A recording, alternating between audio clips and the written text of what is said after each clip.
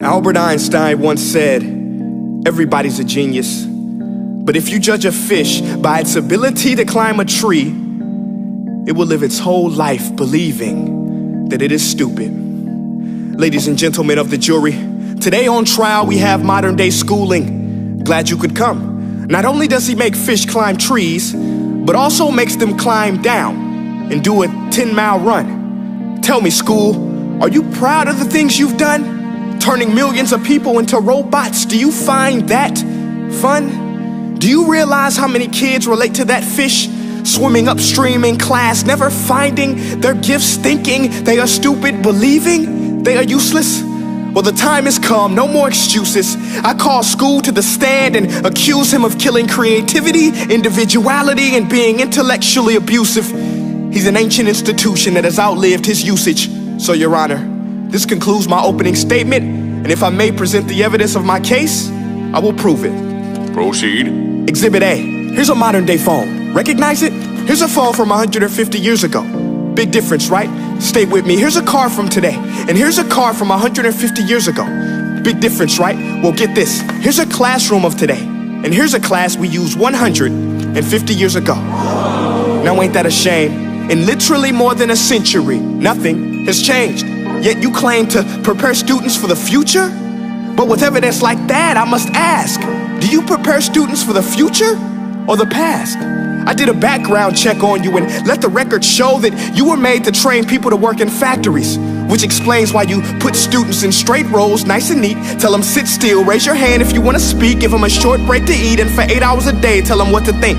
Oh, and make them compete to get an A letter which determines product quality, hence grade A of meat.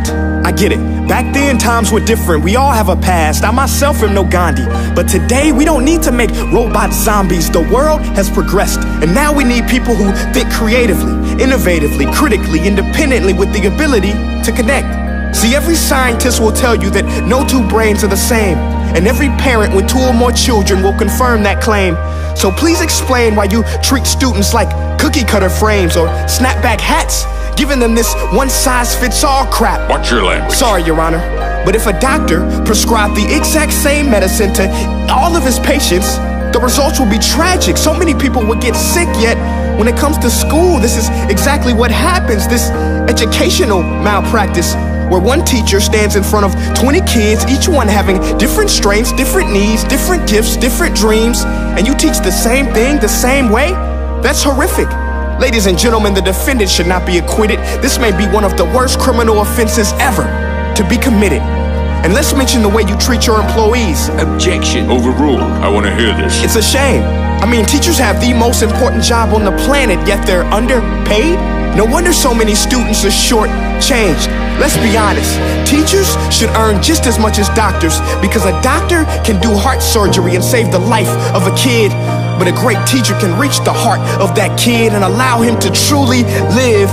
See, teachers are heroes that often get blamed, but they're not the problem. They work in a system without many options or rights. Curriculums are created by policymakers, most of which have never taught a day in their life. Just obsessed with standardized tests. They think bubbling in a multiple choice question will determine success. That's outlandish. In fact, these tests are too crude to be used and should be abandoned, but don't take my word for it. Take Frederick J. Kelly, the man who invented standardized testing, who said, and I quote, "These tests are too crude to be used and should be abandoned." Ladies and gentlemen of the jury, if we continue down this road, the results will be lethal.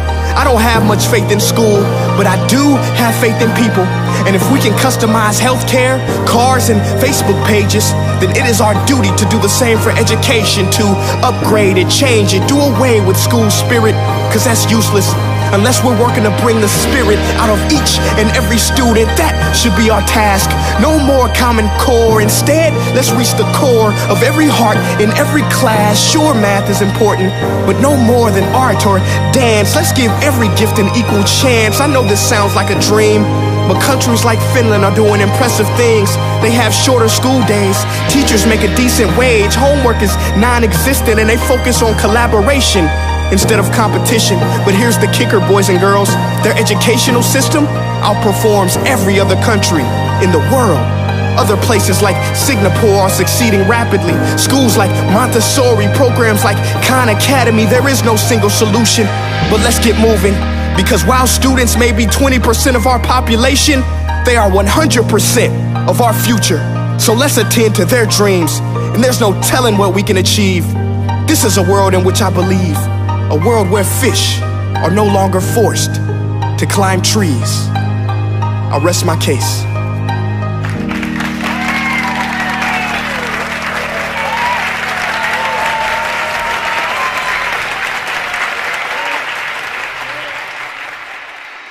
Hey guys, my name is Prince EA, and I want to say thank you so much for watching my video. But now, I want to know what you think.